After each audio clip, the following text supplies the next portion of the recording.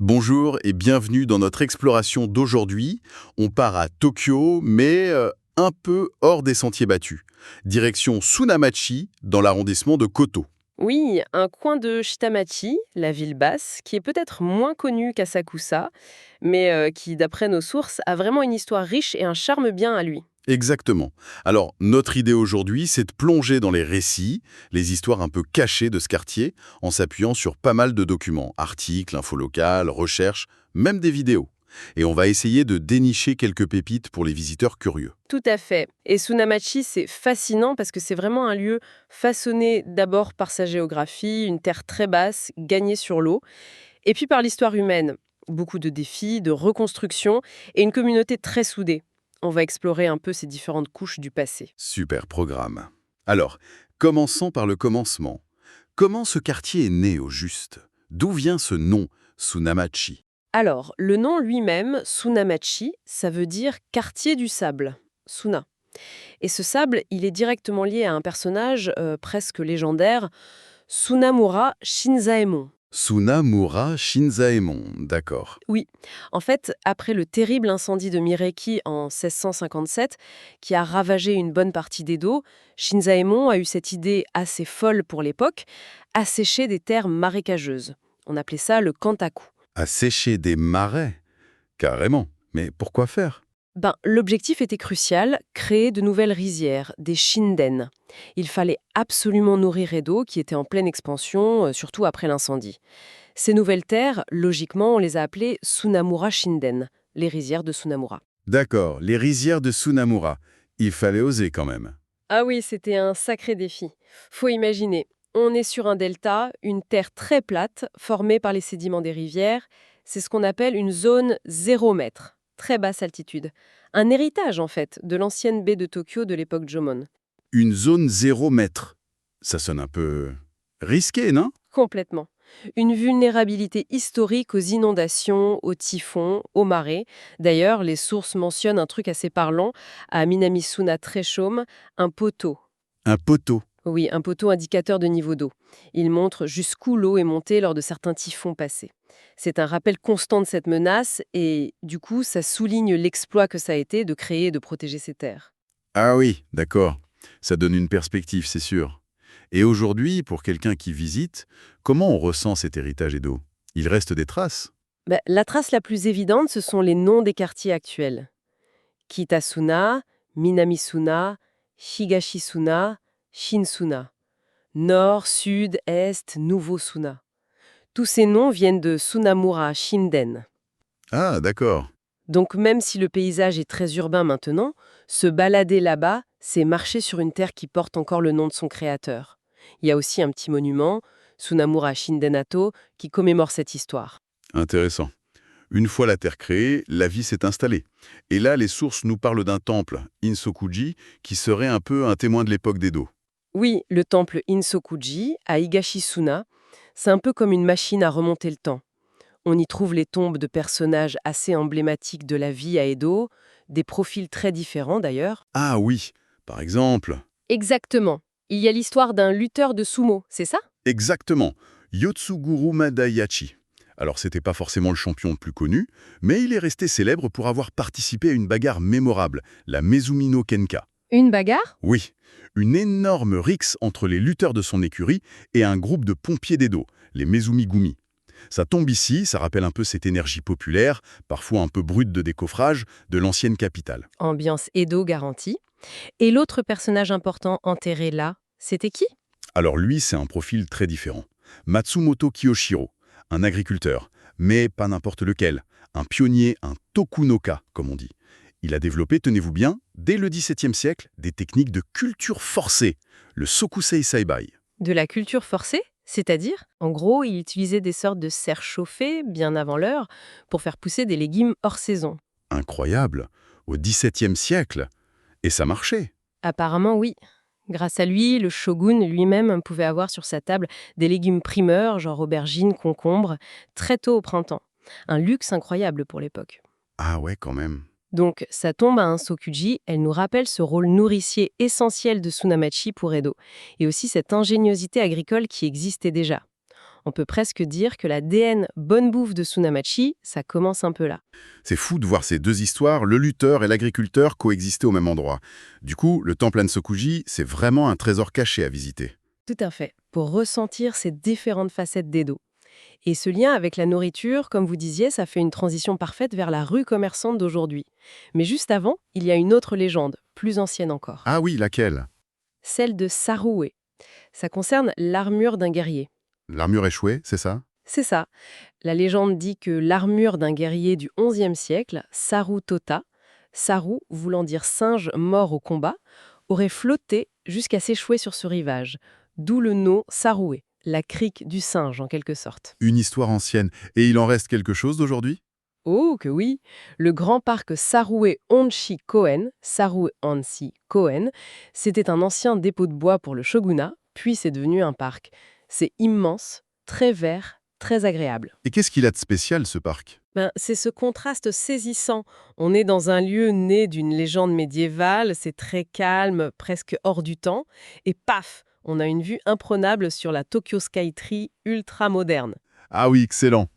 Le choc des époques. Voilà, c'est très Tokyo ça. Un bon endroit pour souffler un peu et penser à toutes ces couches d'histoire. Justement, en parlant de couches d'histoire et de survie, il y a un bâtiment dont parlent les sources qui a l'air exceptionnel. L'ancienne maison Oishi. Ah oui, la Kyu Oishike Dutaku. Alors là, son histoire est assez dingue. D'abord, c'est la plus vieille maison de fermier de l'époque Edo, une minka, qui existe encore dans tout l'arrondissement de Koto. La plus vieille. Waouh, elle date de quand à peu près? On pense qu'elle a été construite vers 1855, peut-être même un peu avant. Rien que ça, c'est fou à Tokyo vu toutes les destructions qu'il y a eu. C'est un témoignage rarissime de l'architecture populaire de l'époque. Mais ce n'est pas tout. Apparemment, elle a survécu à tout ça. C'est ça qui est incroyable. Cette maison, elle a tout connu, le grand séisme d'Ansei en 1855, juste après sa construction supposée, un tsunami à l'ère Taisho, le terrible séisme du Kanto en 1923, et même les bombardements américains de 1945. Non, c'est pas possible. Si, elle est toujours là. C'est un miracle, ou presque. Elle est devenue un symbole très fort de la résilience de ce quartier. Franchement, ça force le respect pour une simple maison en bois. Et on sait des choses sur la vie des gens qui y habitent, la famille Oishi. Oui, les archives familiales ont été étudiées. Elles montrent une vie typique de cette zone à l'époque, mi-agricole, mi-pêche. On appelle ça Hanno Hangyo. D'accord. Mais ce qui est fascinant, c'est la complexité de leur vie spirituelle et sociale. Apparemment, la famille faisait partie de plein de ko. Déco, c'est quoi ça? Des sortes de confréries, de groupes religieux ou sociaux dédiés à des divinités, à des pèlerinages. On le sait grâce aux amulettes qu'on a retrouvées dans la maison. Ah, intéressant. Oui, il y avait des amulettes de plein de temples et sanctuaires différents. Certains très connus comme Narita-san, mais aussi, et c'est plus rare à Tokyo, des lieux liés au culte des montagnes de Dewa-sanzan, dans le nord du Japon. Ça montre un univers de croyances très riche, très mélangé. C'est passionnant ça, comme fenêtre sur le passé. Donc le trésor caché ici, c'est la maison Oishi elle-même. Où est-ce qu'on peut la voir? Exactement. Alors elle n'est plus à son emplacement d'origine, elle a été déménagée avec soin, étudiée, puis reconstruite dans un parc, le parc Sendai Yorikawa à Minamisuna. D'accord. La visiter, c'est vraiment toucher du doigt ce passé, cette architecture qui a résisté à tout et ressentir cette ténacité incroyable de Tsunamachi. Cette idée de ténacité, de reconstruction, ça nous mène tout droit à un autre lieu emblématique, très vivant cette fois, la rue commerçante Tsunamachi Ginza. Tout à fait. Tsunamachi Ginza Shotengai, son histoire aussi est une leçon de résilience. Déjà le nom, Ginza, adopté en 1932. C'était ambitieux, hein? Ah oui, carrément. Vouloir rivaliser avec la Ginza? Voilà, un peu audacieux, mais ça montre un certain dynamisme. Mais bon, comme la maison Oishi, la rue a énormément souffert pendant la guerre. Détruite par les bombardements, j'imagine. Oui, quasiment rasée en 1945. Avant la guerre, il y avait une trentaine de boutiques à peu près. Mais après, la communauté s'est mobilisée de manière incroyable. Et elle a été reconstruite rapidement? Très vite et très fort. Les chiffres sont éloquents. En 1963, moins de 20 ans après, il y avait déjà environ 180 boutiques. Une renaissance spectaculaire, vraiment portée par les habitants. Impressionnant. Et aujourd'hui, elle ressemble à quoi, cette rue? Qu'est-ce qui fait son charme, d'après les sources? Elle a gardé une ambiance très Showa rétro, un peu nostalgique, mais super vivante. C'est le royaume du sozaï. Le sozaï. Oui, tous ces plats préparés, souvent faits maison, croquettes, tempura, salades, qu'on achète pour manger sur le pouce ou pour compléter le repas à la maison. Les descriptions parlent de vendeurs sympas, d'un contact humain très direct. C'est vraiment le cœur du quartier. Le cœur du quartier. Oui. Et il y a aussi un événement mensuel qui a l'air très populaire, le Bakane Ishi, le 10 de chaque mois. Littéralement le marché au prix fou, des super soldes, quoi. Ah, ça doit attirer du monde, ça. Donc, le bon plan, c'est d'y aller, de flâner et de goûter. Les vidéos donnent faim, en tout cas. C'est exactement ça. L'idée, c'est de se laisser tenter. Il y a des spécialités qui reviennent souvent dans les descriptions. La fameuse croquette aux palourdes, asari koroke. Asari koroke, ça a l'air d'être le truc local. Croquette aux palourdes. Original. Oui. Et puis bien sûr, plein d'yakitori, les brochettes, du tempura, des petits pains vapeur comme les Shanghai Nikuman, les gaufres taiyaki en forme de poisson, de l'oden, enfin bref. De quoi se régaler avec des choses simples, bonnes et pas chères. Parfait pour une exploration gourmande. Et il y a une vidéo, celle de Tokuodru, qui dit que la rue est un peu loin de la station de métro. C'est peut-être ça qui la préserve. C'est une bonne remarque, oui. Le fait qu'elle soit pas juste à la sortie du métro Minami-Sunamachi, ça contribue sans doute à garder ce côté très quartier, très authentique, où les gens du coin font leurs courses. C'est un trésor qui se mérite un peu. D'accord. Bon, après toute cette marche et ces dégustations, on aurait bien besoin de se détendre. Les sources parlent aussi d'un bain public, un sento. Oui, pour finir la journée, pourquoi pas un petit tour au Bunkayu, Bunka Tanyo, à Kitasuna. Alors, c'est pas un bâtiment historique ancien, il date de 1957 et il a été rénové, mais il montre bien comment les traditions locales évoluent. Qu'est-ce qu'il y a d'intéressant, ce sento? Il est décrit comme moderne, très propre, mais il garde des éléments traditionnels, comme une grande fresque murale en carrelage qui représente le jardin Kenrokuen, et puis il propose des bains sympas, un bain extérieur, le Rotenburo, et même un bain à l'eau gazeuse, le Tansenburo. Bain à l'eau gazeuse? Ah oui! Oui, c'est bon pour la circulation apparemment. C'est un lieu de vie sociale, un santo qui a su se moderniser. C'est une autre facette de la vie de quartier. Une belle façon de conclure en effet. Se détendre comme les locaux dans un lieu qui fait le pont entre hier et aujourd'hui. Exactement.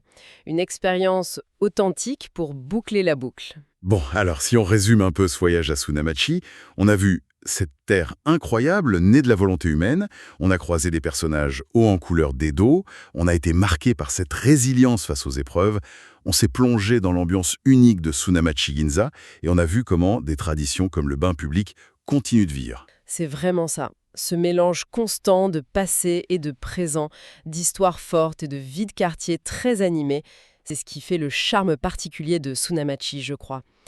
C'est une expérience Shitamachi peut-être plus intime, plus ancrée dans le quotidien, loin des circuits classiques. Et voilà, peut-être une dernière pensée à méditer.